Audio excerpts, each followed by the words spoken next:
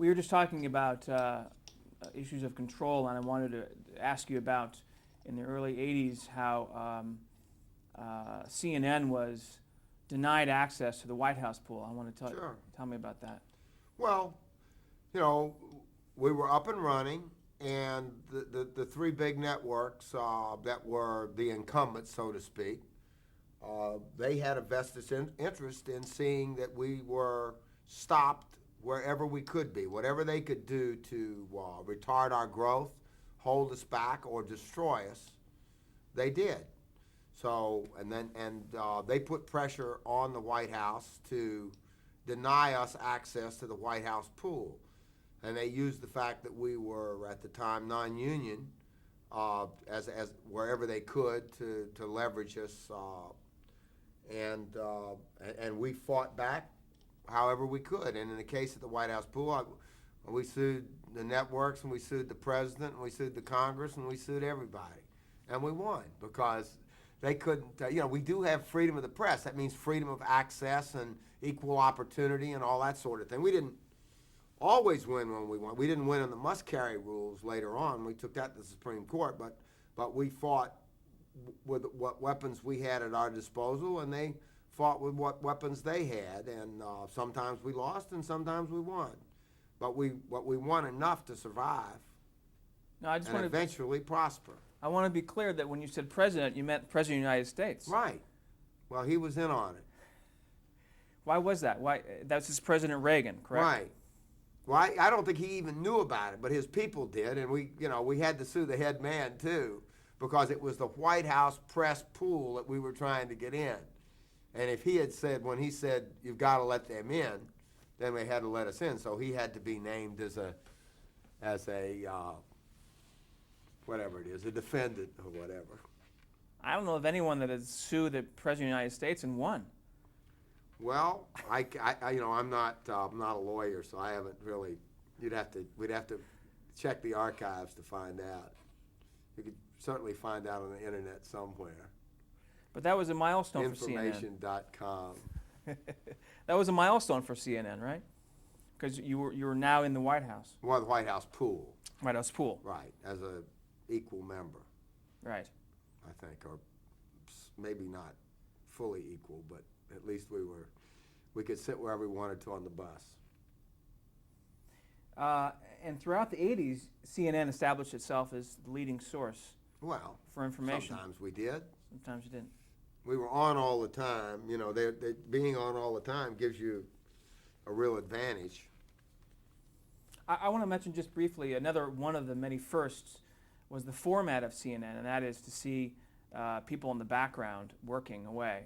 The open newsroom? Open newsroom. Describe why you did that. And that was Reese's idea, if I remember correctly. He thought, we wanted to be a little different, so because if you watched NBC, ABC, or CBS, if you didn't see the initials or the face of the anchor, the sets all look pretty much the same. We wanted to look different, and since we were on 24 hours a day, we had a lot of activity, and their shows were rehearsed over and over again, blow dryers, and the set, beautiful set, exactly right, with maybe a map of the United States behind it. They had because they were only doing it for a half hour a day, and they had plenty of time. We were on all the time, and we wanted to show the activity in a live newsroom, like if you went into a newspaper to see the newsroom. Once again, they didn't have a set. People were walking around. We wanted to look different, and we wanted to look immediate, up to the minute that things are happening at our place, as opposed to the set cast newscasts of our competitors. It's a good idea. It's a great idea, and everyone else has copied it since. Well, we can't help that. Tell me why, if it was a challenge to fill 24 hours full of news on CNN, why did you create CNN 2? Or headline news. Well, I did that when we took the long form format for CNN, long breaking coverage. When there was a continuing story, we would preempt our regular shows. Our basic newscasts, since at that time the the network newscasts were all half-hour newscasts. Well, we figured, well, we'll go with an hour newscast. So we'll give twice as much news in depth, and that will be the thing that sets us apart. ABC and Westinghouse, that when they saw that CNN was going to work, they decided they were going to try and come in and preempt us.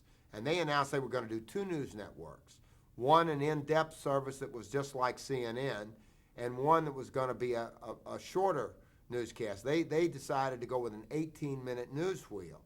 And I figured, well, if they're going to, and they were going to start that shorter service first. They were going to start it in 6 months or 10 months. They announced it. And so I figured I would try and preempt them with a headline news service. I'm the one that came up with the idea of headline news.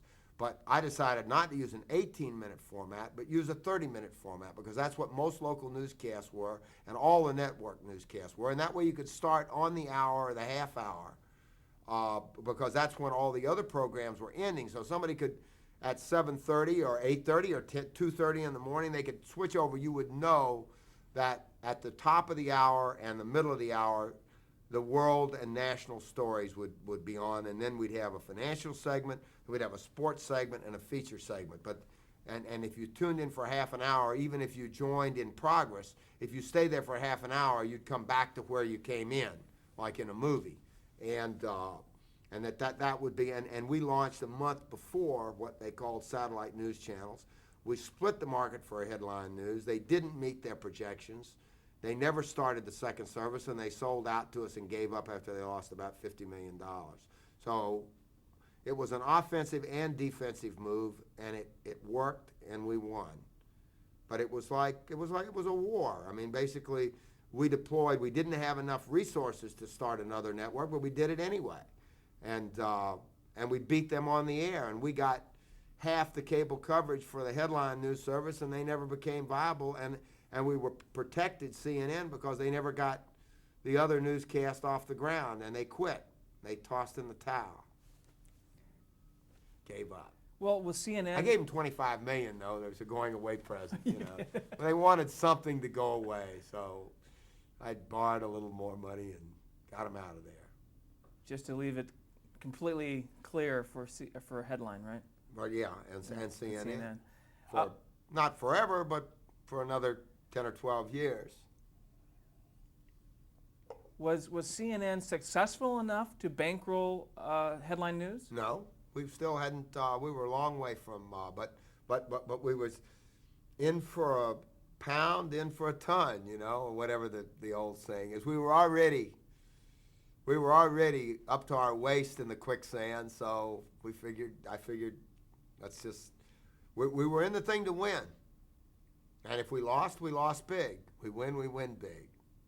But we couldn't have, if we'd have sat there and not done anything, if we hadn't preempted them, if we hadn't attacked first, you know, they would have probably beaten us. Now, did you build new facilities for headline news? Yeah, we built it in 60 days. We built a Butler building, boom, right out over the swimming pool of the country club. Now, the country club, I was going to ask you about this. This was the Progressive Country Club? Yeah, it was a bankrupt, abandoned country club. It was abandoned, and homeless people were living in there. And that's the original site of CNN. That's right, and it's where our entertainment networks are today. Is it true that that was the site of where General Sherman did his last march on the Confederates? Absolutely. You can tell, there's two little hills up there, and they both got the indentures in the sides of the hills where the cannon were. And it's only a mile from downtown Atlanta. But Atlanta was very small then. It was only like 10,000 people instead of 4 million that it is today. And it was all right down in this area where we are, and a mile away was out in the country.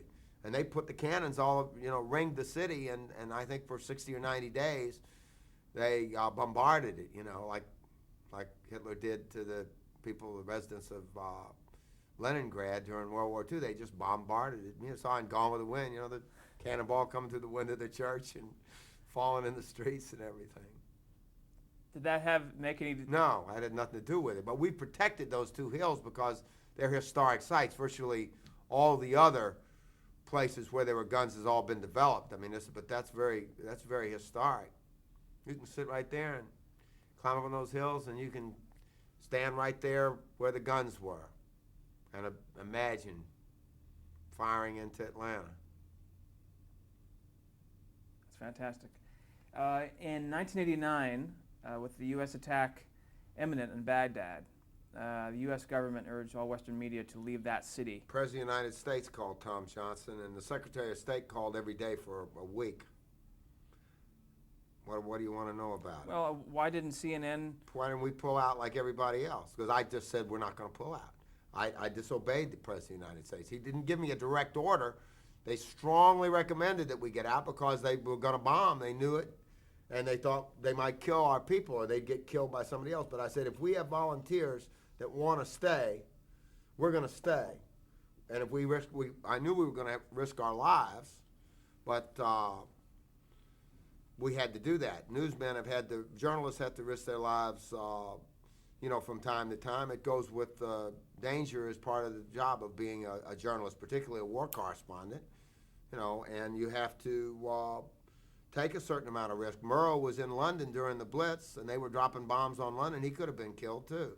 You just have to. That's part of the job when you become a journalist. I mean, firemen risk their lives. Police risk their lives. There are a number of jobs that are hazardous. Joining the Army, and the Navy is dangerous. And what did that conflict do to CNN's credibility? Well, I don't know about credibility, but far as since we were the only people there that were allowed to broadcast, it was the only place you could get live pictures of what was going on, and it was what you call a big scoop. It was probably the biggest scoop in the history of journalism, because journalism was worldwide then, and we were the only people there. It was really good for us. Bad for NBC, ABC, and CBS. Because did you sell the footage, the feed from Not that? to the networks we did. We did to the stations that were affiliated with us and the networks around the world that were affiliated with us. But we didn't sell it to ABC, CBS, and NBC. I mean, I think we let them use it, but not live. Couldn't you have made money based on selling that to the networks? Well, I wouldn't want to give them. We wanted to, when the Washington Post broke Watergate with Bernstein and Woodward, they didn't sell it to the New York Times. When you get a big scoop, that's something you want to hang on to. Exclusive story. Read about it in the Inquirer. What kind of minds read the Inquirer? Curious minds or whatever. Inquiring minds. Inquiring minds. Well, certainly CNN has received a great number of competition in the mid-'90s now, and Sure. what does that? How does that affect the decisions at CNN, or does it? It doesn't that much because we've been successful doing what we're doing, and we've tried to improve ourselves a little bit in the personnel area, upgrade a bit. But basically, our news philosophy of telling the truth, telling the whole story, sticking with live coverage, it hasn't really changed. They basically have copied us, rather than there's nothing really to. The formats are somewhat different, and we've got lots of competitors. We have the local competitors on the local cable, the local 24-hour newscast. We have the national competitors. We have the BBC internationally as a competitor. So you really have to talk about which competitors, but we have so many of them. And then there's news on the internet today. Just about all the websites have some sort of news. But there was always newspapers, news radio. We had plenty of competition at the very beginning. News magazines. That we look at everything that's informationally oriented as competition. I mean, the entertainment, the E network competes with us in entertainment news. CNBC for years has competed with us in financial financial news. ESPN competes with us in sports news. I mean, we had, even before MSNBC and Fox News, we had lots of competition. I mean, the competition is a fact of life, and I think it's good. Good for the consumers. It's not so good for the news providers, but that's just the way the cookie crumbles. So is that why you created CNN Financial News, Right, Sports to compete with Illustrated? them. They're going to compete with us. We'll compete with them. And now the newer one is CNN Espanol. And CNN SI, and CNN.com, and CNN in Turkish. Really? That's right.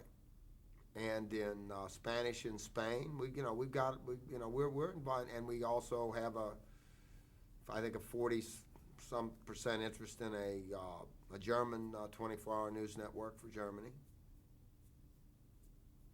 I want to jump back a little bit with during I think the Superstation days where you met Jacques Cousteau, and I wanted just to ask you about what impact he had on your life. Well, I've always been strong on the environment.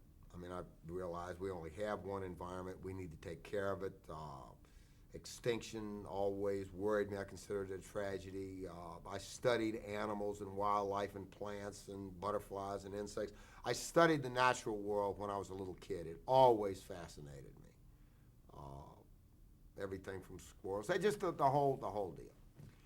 And so the programs that I watched in the early days of television that I liked the best were National Geographic's programs and Cousteau's programs. I mean, he was doing the undersea world of Jacques Cousteau, and National Geo was doing wildlife shows. They were and these shows ran on ABC. That's about all I ever watched. I never watched, the series. I didn't have time. I was too busy. And I thought those shows were good, and I thought that, because they were educational as well as informative. And I ended up with National Geographic for a number of years. We got the program going with them, and we got the one going with Cousteau, and then we also did a series with Audubon for a number of years, a documentary series about wildlife and the environment, and ditto with Cousteau. It was an honor to have him here. I think that if you had to pick for the environmental movement, a mother of the environmental movement, certainly here in the Western world, in the United States, would be Rachel Carson. If you had to pick a father for the environment, it'd be Jacques Cousteau. And he concentrated at the beginning mainly on the undersea aspects of the environment. But later, when he was with me, we did programs on the Amazon and the Mekong River in Vietnam. He came up above the water because he had pretty much exhausted below the surface of the ocean. So I was very proud, and it gave me a lot of satisfaction and pleasure to be able to underwrite his expeditions for 10 or 15 years. Did you ever travel with him? Oh, yes. Yeah, I went to the Amazon and stayed on the Calypso for a week when we were doing the 6-hour series on the Amazon, which was the best series ever done on the Amazon. It took us a couple of years. And his legacy certainly will be preserved in the incredible hours of... Right. Of course, he did programs for others, too, public broadcasting, and David Wolper was his producer for a long time.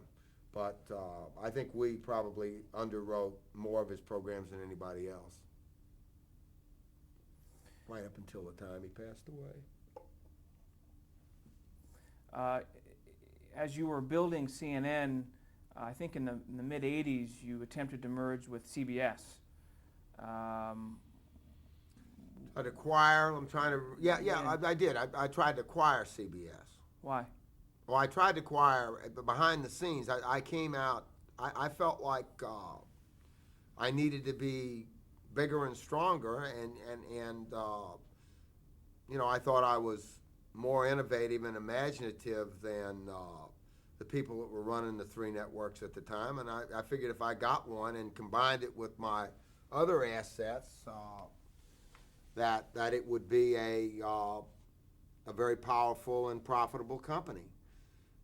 And I still would like to have one of the older networks, one over-the-air networks in the company. That's been a dream of mine for 25 years. Never got realized up to this point, but I'm not completely through yet. It still might happen. Even though the old networks are considered antiquated and cable I never is- considered them antiquated. No? No, because they have they're the only sources that reach 100%. Not everybody has cable. We're in 77% of U.S. households now, 78. I figured about 80% was about as high as you could practically go in the foreseeable future with a cable network, and we're there right now. So you have to have one of the big networks to reach everybody. Now, for the most part, the people that don't subscribe to cable are the least desirable from an advertiser standpoint, because they're the lowest income. I mean, obviously, homeless people don't have cable. They ain't got TV. They watch TV through the television store window without any audio. You just watch it. You get some. You can see it anyway. But so I'd like to. I don't think the networks are completely obsolete. They're not nearly as important as they were 20 years ago, and they're all having a hard time making money. But I still think they're important. Did you deal with William Paley when you were first negotiating or dealing with CBS? No. I met him, but I didn't know him well. You knew about his legacy, though, right? Oh, I knew about his legacy. And then a year later, you acquired MGM UA. Tell me why you did that. Well, I felt like I wanted to own as much of the programming as we ran as possible, so that. But when all you're doing is licensing program from several suppliers, and we ran a lot of movies in those days. We still do. In our entertainment division, we run more movies than anything else in the entertainment networks. And we were totally at the mercy of the 6 motion picture studios that owned all the movies. And I figured if I owned one of them, that we'd at least have those movies run. If they ever decided when the contracts expired that they wanted to go into the cable networking business themselves, they might not have licensed the films to me anymore, because we didn't have control of those films. And I felt like we needed to have some control of a large enough body of films that we could get by if they decided to cut us off. So it behooved me to own one of the major libraries out there. And I had been working on that for a number of years too. Just like I was looking into acquiring one of the networks. I tried to do a hostile takeover of CBS. I didn't have enough money. I had ideas in those days, but I didn't have a lot of credibility, and I didn't have I didn't have any money, because CNN still hadn't really turned the corner. It didn't actually start making money. It didn't break even until 1985 or 86. It took 5 years. So we still looked pretty shaky back in the early 80s.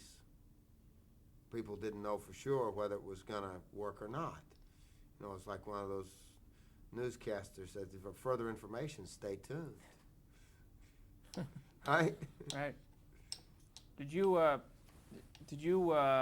worry that you were going to run out of content then for the networks that you were For the entertainment networks, yeah. That I could. I was just trying to think ahead. To me, business is like a chess game. And there are some people that play chess one move at a time. The really good chess players play 10 moves at a time. Might not have been that good, but I figured that the people running ABC, CBS, and NBC were playing one move chess. They were thinking about the ratings this week and 13. They didn't think past 13 weeks, the next rating book. At least that's the way I saw it. They figured they had all the market share, and all they wanted to do, they were fighting with each other with who watched which network on Monday night at 9 o'clock. That was what they were focused on. And I was focused 10 years out of catching them in 10 years. And so I was always playing 7 or 8 move chess while they were playing 1 move chess, and every 5 years I'd moved up on them a lot because they relatively stayed right where they were or started slipping a little bit, and we just came right on by them, went trucking right on by them by looking ahead rather than just looking at the overnight ratings. I think you said last time that you can't look ahead more than 5 years. Well, you can. I look ahead 1,000 years as far as humanity's concerned. I don't like what I see either. If we keep doing things the way they are, there aren't going to be any humans in 1,000 years. We've got to change. There's so many of us, and our technology is so advanced that we're having an impact on the environment. We're actually changing the climate. We're putting so much carbon dioxide into the atmosphere. We're going to turn the world into a little hothouse, and it's not going to be fun, you know. So we have to change the way we're doing things very quickly if we want to have a pleasant future. And even though I won't be here personally, you know, I'd like to think that, you know, humanity will be here in 500 or 1,000 years and living well without racism and without religious prejudice and with democracy and with a reasonable amount of equity where, you know, we've eliminated the homelessness and starvation and preventable diseases, and, you know, just started acting like intelligent, civilized 20th century or 21st century human beings. If we keep acting the way we've been acting, there's not much of a future for us. That's basically what I'm trying to do. Does that include also, do you think, the growth of population? Absolutely. Absolutely. We should have, Paul and Ann Ehrlich think that the population should be about 2 billion. We're at 6 now. At 2 billion, you could take care of everybody. You wouldn't have to worry too much. You could still be burning some fossil fuel. You'd have airlines and interstate highways. Hold on one second.